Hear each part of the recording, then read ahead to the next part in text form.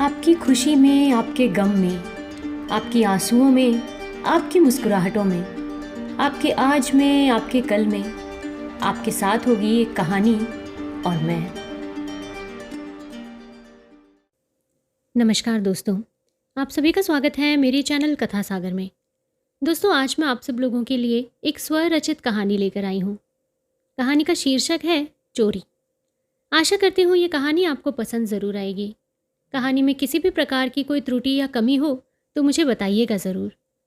तो चलिए ये कहानी शुरू करते हैं। शिवम एक बहुत ही होनहार और चतुर बालक है। घर में सबसे छोटा होने के कारण वो बहुत ही चंचल तो है ही, साथ ही सबका लाडला भी है। माँ की जुबां पर तो हमेशा शिवू का ही नाम रहता है। घर का छोटा होने के कारण ज़्यादातर काम का जिम्मा भी उसी के सिर रहता है। अरे भाई, अब छोटा होने से अपने कुछ नुकसान भी हैं और कुछ फ़ायदे भी हैं। बाजार से कुछ लाना है या किसी पड़ोसी के यहाँ कुछ सामान देना है, सब लोग शिवू को ही याद करते हैं। छोटा होने के कारण सब उस पर अपना एक छत्र अधिकार समझते हैं। शिवम अभी कक्षा 9 का छात्र है। वहीं दूसरी तरफ उसके 2 बड़े भाई बहन और हैं।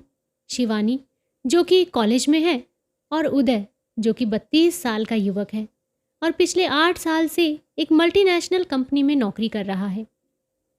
तीनों भाई बहनों की उम्र में काफ़ी अंतर है, लेकिन इसका एक फ़ायदा जो मुझे महसूस होता है वो ये है कि हर भाई बहन को अपने बचपन में अपने से छोटे भाई या बहन के रूप में एक छोटे बच्चे को खिलाने का और उसकी अटखेलियों का मज़ा लेने का अवसर मिला।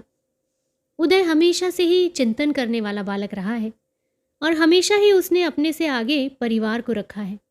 शायद ये छोटी उम्र में ही पिता को खो देने की वजह से उसके चरित्र का एक अभिन्न अंग बन गया है।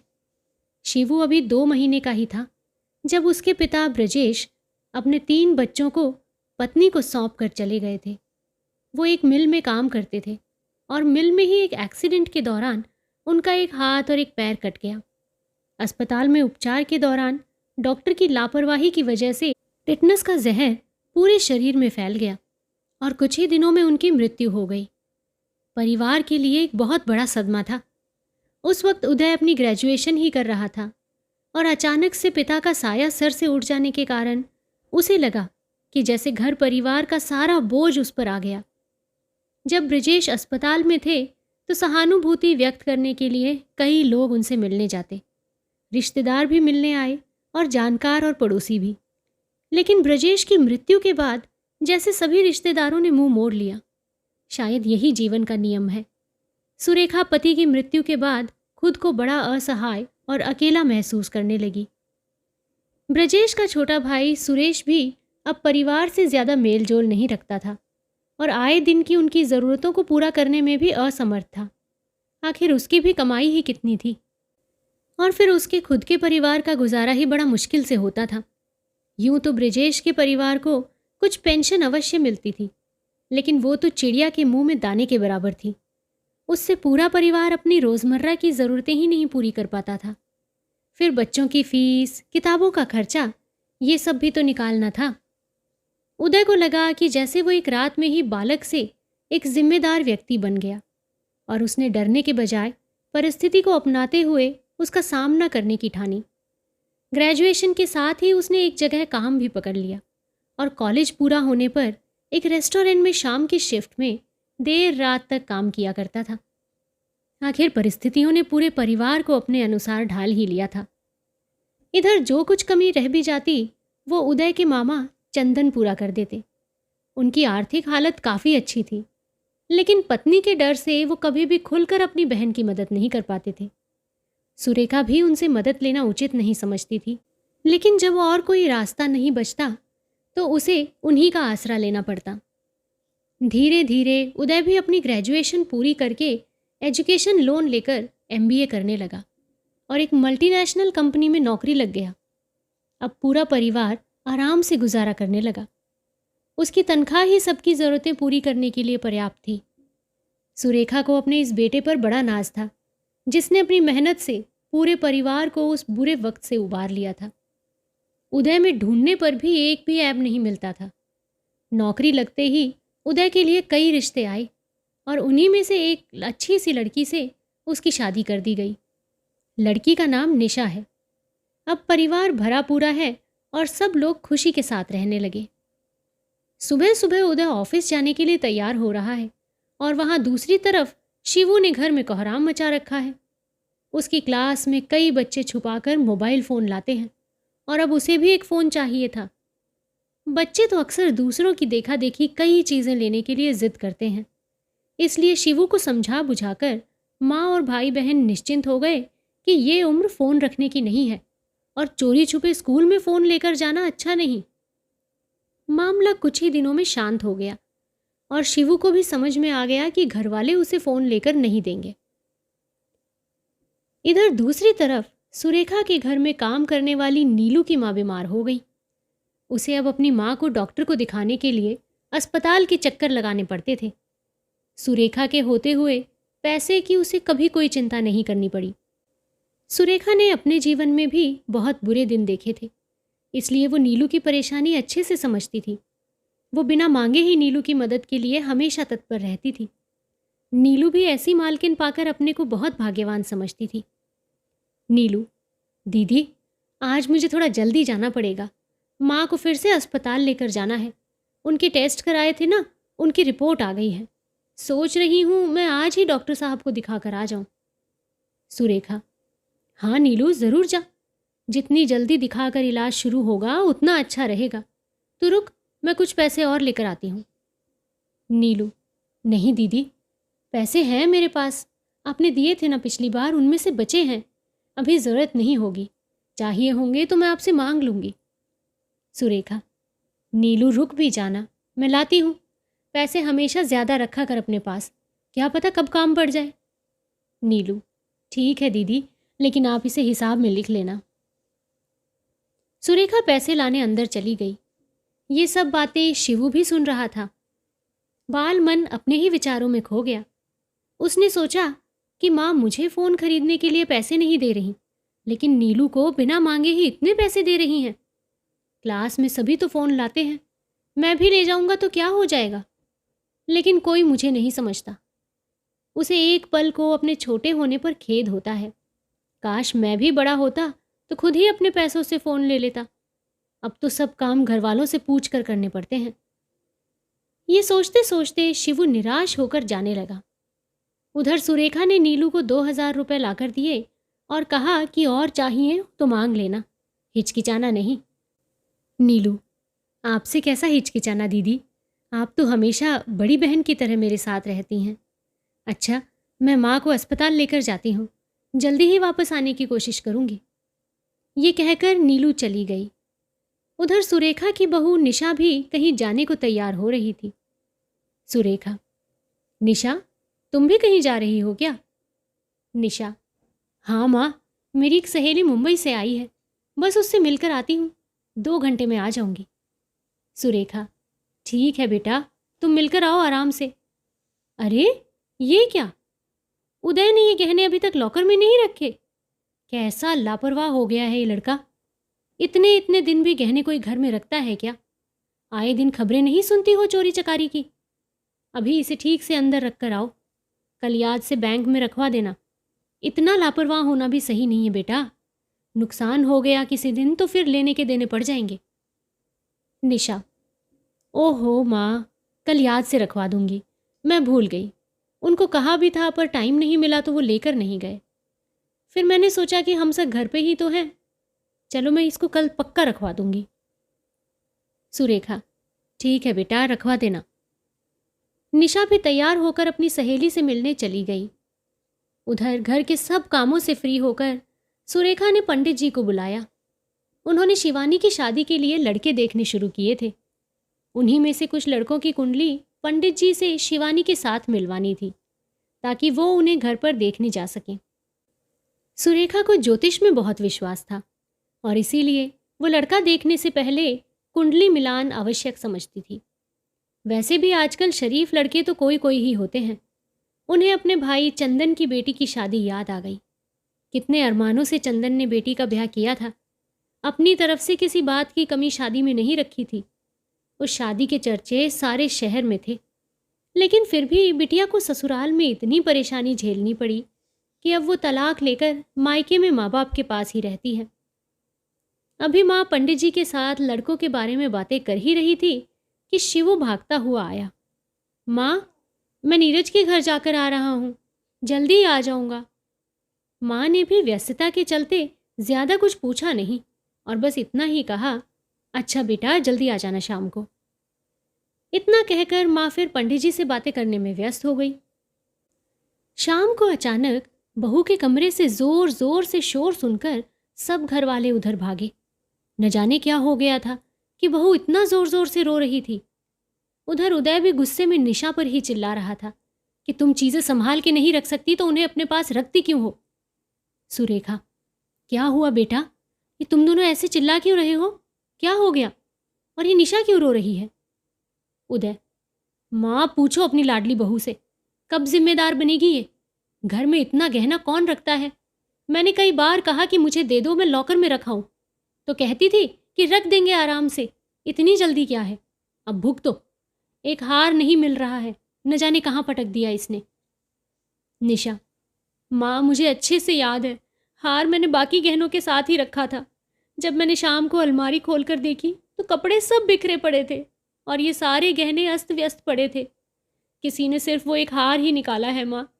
मैं तो लॉकर में रखने वाली ही थी, लेकिन इन्हीं को बैंक जाने का टाइम नहीं मिला। फिर मैंने सोचा कि अभी हम सब घर पे ही तो रहते हैं, तो रख देंगे आराम से। मुझे क्या पता था माँ कि ऐसा हो जाएगा। इस चोरी की वजह से सभी लोग परेशान थे, लेकिन असली परेशानी तो अब शुरू होने वाली थी। जब ये सोचने की बारी आई कि आखिर चोरी की किसने होगी। घर में कोई बाहर से तो आया नहीं सिवाय पंडित जी के, और वो तो पूरे वक्त माँ के साथ ही बैठे थे। ऊपर से पंडित जी का तो घर में आना जाना लगा ही रहता था। वो तो घर के ही आदमी थे, कई सालों से वो इस घर की सेवा में थे, उन पर शक करना तो पाप होगा। तो अब सब लोगों का शक नीलू पर ही गया, और हाल ही के हालात भी इसी ओर इशारा कर रहे थे कि हो सकता है कि नीलू ने अपनी ही माँ के इलाज की ज़रूरतों की वजह से चोरी की हो। लेकिन माँ को पक्का यकीन था कि नीलू चोरी नहीं कर सकती। खैर, माँ की इस सोच से बाकी लोग राजी नहीं थे और सब लोगों ने माँ से पुलिस कंप्लेन करने के लिए बोला, ताकि दूध का दूध और पानी का पानी हो जाए। नीलू अभी तक घर आई नहीं थी। सब लोगों को उसी का इंतजार था। रात भी हो गई, लेकिन नीलू का कोई अता पता नहीं था। माँ ने सबको खाना खाकर सोने को कहा और ये भी कहा कि सुबह उठकर वो पुलिस स्टेशन जाएंगी और हार के चोरी होने की रिपोर्ट खुद लिखवाएंगी। हालांकि वो नीलू पर अभी भी भरोसा करती थी और इसीलिए एक बेनामी रिपोर्ट लिखाने को राजी हो गई थी, जिसमें साफ तौर पर नीलू का नाम ना लिया जाएगा। माँ ने सबको सोने को कह दिया, लेकिन माँ स्वयं एक चिंता में डूबी थी। उनकी आंखों में नींद दूर दूर तक नहीं थी। माँ बस यही सोच रही थी कि नीलू कहाँ गई, कहीं उसके साथ कोई अनहोनी तो नहीं हो गई। आज से पहले तो उसने ऐसा नहीं किया कभी, फिर आज क्या हुआ। कहीं उसकी माँ को तो कुछ नहीं हो गया। कितनी बार कहा था उसे कि एक फ़ोन ही ले ले ताकि जब बात करनी हो तो बात तो हो जाए, लेकिन वो लड़की किसी की सुनती ही नहीं। माँ ने पक्का विचार कर लिया कि सुबह होते ही वो नीलू के घर जाकर आएंगी और पता करेंगी कि क्या बात है। माँ सुबह सुबह तैयार होकर नीलू के घर के लिए निकल पड़ी। पीछे से बाकी परिवार वाले माँ को घर में ना पाकर चिंतित हो गए। सबने इधर उधर देखा, लेकिन माँ नहीं मिली। सब घर पर माँ के लौटने का इंतजार करते रहे। बस सुबह 10 बजे के करीब माँ वापस घर लौटी। सब घर वाले उन्हें प्रश्नों से भरी निगाहों से देखते रहे। किसी को समझ नहीं आ रहा था कि माँ कुछ बोल क्यों नहीं रही। आखिर वो सुबह सुबह बिना किसी को कुछ बताए कहाँ चली गई थी। माँ के कुछ भी न बोलने पर उदय ने माँ से पूछा, माँ तुम सुबह सुबह कहाँ चली गई थी? हम सब यहाँ कितना परेशान हो गए थे। माँ, बेटा नीलू ने हम सबका भरोसा तोड़ दिया। मैं उसी के घर गई थी, वो घर पर नहीं है, ताला लगा हुआ है। पड़ोसियों को भी कुछ पता नहीं। मुझे तो अब तक यकीन नहीं हो रहा कि नीलू हमारे साथ ऐसा कर सकती है। ये कहते कहते माँ की आंखों से अश्रुधारा बह निकली। ऐसा लग रहा था कि जैसे किसी बहुत ही करीबी ने उनके साथ बहुत बड़ा विश्वासघात कर दिया हो। यहाँ दुख हार के चोरी हो जाने का नहीं था, अपितु इस भरोसे के टूटने का था जो माँ ने आंखें मूंद कर नीलू पे किया था। माँ उसे भी शिवानी की तरह ही चाहती थी और उसी की तरह उसका ध्यान भी रखती थी। उस पूरे दिन माँ खाना भी नहीं खा सकी। कोई पुलिस के पास भी नहीं गया। शोकाकुल हृदय का दर्द हार का मिल जाना भी नहीं मिटा सकता था। माँ इसे एक बुरे स्वप्न की भांति भुला देना चाहती थी। इस प्रकार 15 दिन बीत गए। 16वें दिन नीलू सुबह सुबह घर पहुंची। उसका चेहरा उतरा हुआ था और देह की थकान देखकर लग रहा था कि कई दिनों से उसे नींद और खाना दोनों ही नसीब नहीं हुआ था। उसने घर की घंटी बजाई तो एक नई लड़की ने दरवाज़ा खोला। नीलू को ये सब समझते देर न लगी। मन ही मन उसे कुछ बुरा ज़रूर लगा, लेकिन फिर उसने चलकर माँ से बात करने का निश्चय किया। नीलू, माँ, माँ। वो पूरे घर में माँ को आवाज़ देकर ढूंढने लगी। माँ पीछे बरामदे में थी। जब उदय और निशा ने नीलू की आवाज़ सुनी तो दोनों दौड़े दौड़े आए और आते ही नीलू पर टूट पड़े। उन्होंने जो मुंह में आया नीलू को बक दिया और अपना जी हल्का किया। नीलू को कुछ समझ नहीं आया कि आखिर क्या हुआ। बस इस बर्ताव से उसका मन बेहद आहत था। उसने इसकी स्वप्न में भी कल्पना ना की थी। वो अभी स्थिति को समझने की कोशिश ही कर रही थी कि अचानक से एक जोर का थप्पड़ उसके मुंह पर आकर लगा। उसे लगा किसी ने उसका पूरा आत्मविश्वास, उसका गर्व तोड़कर चूर चूर कर दिया था। अब बस उसे कुछ शब्द सुनाई पड़ रहे थे। बता, मेरा हार कहाँ है? क्या किया तूने उसका? क्यों चुराया तूने वो हार? बता जल्दी। और इन शब्दों के साथ ही 2-3 थप्पड़ अनायास ही उसके चेहरे पर आकर लगे। शायद गरीब आदमी पर हाथ उठाना बेहद सरल होता है। नीलू ने तुरंत हाथ जोड़कर कहा, दीदी, कौन सा हार? मैं किसी हार के बारे में नहीं जानती। आप मुझे मारो मत। मैं देवी माँ की कसम खाकर कहती हूँ कि मैं किसी हार के बारे में नहीं जानती। इतने में ही माँ ये सब शोर शराबा सुनकर अंदर आ गई। माँ ने नीलू को देखा तो वो अपनी जगह पर ही रुक गई। वो एक कदम भी और नहीं बढ़ा पाई। नीलू ने उन्हें देखते ही भाग के उनके पैर पकड़ लिए और सुबकते हुए कहने लगी, माँ, हम किसी हार के बारे में नहीं जानते। देखो ना, निशा भाभी कैसे हम पर हाथ उठा रही हैं। हम घर में घुसे भी नहीं और हमें मारना शुरू कर दिया। हम सच कहते हैं कि हम किसी हार के बारे में कुछ नहीं जानते। माँ, नीलू, तूने सिर्फ हमारा भरोसा ही नहीं, हमारा दिल भी तोड़ा है। तुझे और पैसे चाहिए थे तो तू हमसे मांग लेती। अपने ही घर में तुझे चोरी करने की क्या ज़रूरत पड़ी? निशा का वो हार कहाँ है? अभी भी बता दे, मुझे अभी लाकर दे। नीलू, कौन सा हार माँ जी? अपनी मरी हुई अम्मा की कसम खाकर कहते हैं, हम कोई हार नहीं चुरा कर गए। हमने तो घर में कोई हार देखा तक नहीं। अम्मा को तो हमने खो दिया दीदी। अब आप ही हमारा सहारा हो, आप ही हमारी माँ हो और आप ही हमारी बड़ी बहन। अम्मा की मौत की खबर सुनकर माँ को बहुत अफसोस हुआ।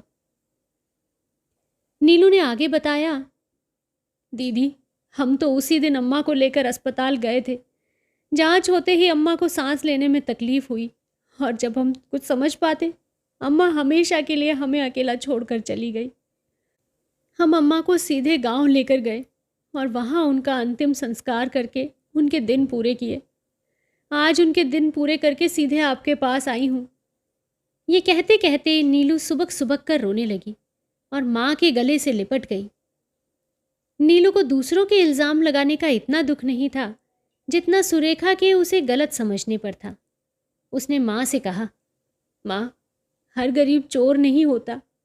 मैं गरीब हूँ तो आज मुझ पर आप कैसा भी इल्ज़ाम लगा रहे हो, ये बहुत गलत बात है, बहुत गलत। माँ को अब बहुत ही असहज महसूस होने लगा। उन्हें नीलू से बहुत हमदर्दी होने लगी। वो चोरी की बात को भूलकर उसे गले से लगाकर उसके साथ ही रोने लगी। सब घर वाले हैरान थे कि आखिर हार गया कहाँ। अब सब नीलू को पश्चाताप भरी नज़रों से देख रहे थे, लेकिन सबके मन में अभी भी एक सवाल बार बार उठ रहा था, आखिर वो हार गया कहाँ। लगभग 1 महीना बीत गया। सुरेखा ने पुलिस कंप्लेंट कर दी थी, लेकिन उसका कोई फ़ायदा नहीं हुआ। पुलिस के हाथ अभी तक कोई सुराग नहीं लगा था। वो अभी भी चोर की तलाश में ही थी। घर वाले तो अब उस हार को भुला ही चुके थे और ये मान चुके थे कि वो उनके नसीब में नहीं था। एक दिन सुरेखा शिवम का कमरा साफ कर रही थी। सफाई के दौरान उसने शिवम के बिस्तर का गद्दा भी हटाकर दोबारा बिछाना चाहा। जैसे ही गद्दा हटाया, एक फोन बाहर निकल कर गिरा। सुरेखा उसे देखकर चौंक गई कि जब सब घर वालों ने शिवू को फोन लेकर देने से इनकार कर दिया था, तो उसे ये फोन किसने दिया?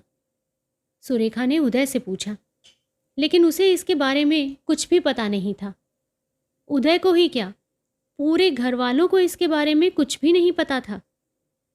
शाम को जब शिवू दोस्तों के साथ खेलकर आया, तब फोन उसके सामने रखते हुए माँ ने पूछा, ये कहाँ से मिला शिवू तुम्हें? शिवम उस फोन को देखकर चौंक गया और फिर अपने ऊपर से बात टालने के लिए बोला, ये फोन तो अजय का है माँ, मैंने उसी से ले लिया था। मैं कल दे दूंगा वापस माँ। इतना सुनते ही माँ ने अजय को आवाज लगाकर कमरे से बाहर बुलाया। अजय शिवू का बहुत अच्छा दोस्त था और ये दोनों हमेशा साथ साथ रहते थे। माँ ने उसे पहले ही बुला लिया था और उसे डांट कर पूछ लिया था कि शिवू के पास ये फ़ोन कहाँ से आया। उसी ने सारी बातें एक एक करके माँ को और बाकी घर वालों को बता दी। दरअसल शिवू को फ़ोन लेने की जिद पूरी करनी थी। उसे अपने दोस्तों के सामने रौब जो जमाना था, तो उसने एक दिन मौका देखकर वो हार चुरा लिया और एक मोबाइल की दुकान पर जाकर वो हार देकर सीधे फ़ोन ले आया। दुकान वाले ने भी फ़ायदे का सौदा देखकर किसी से कुछ ना कहा। इतना महंगा हार सिर्फ एक मोबाइल के बदले में मिल रहा था, तो उसने हार लेकर चुपचाप अपने पास रख लिया। उदय को बहुत गुस्सा आ रहा था कि जिस माँ ने इतनी कुर्बानियाँ देकर अपनी औलादों को पढ़ाया लिखाया, आज वही चोरी करने लगी थी।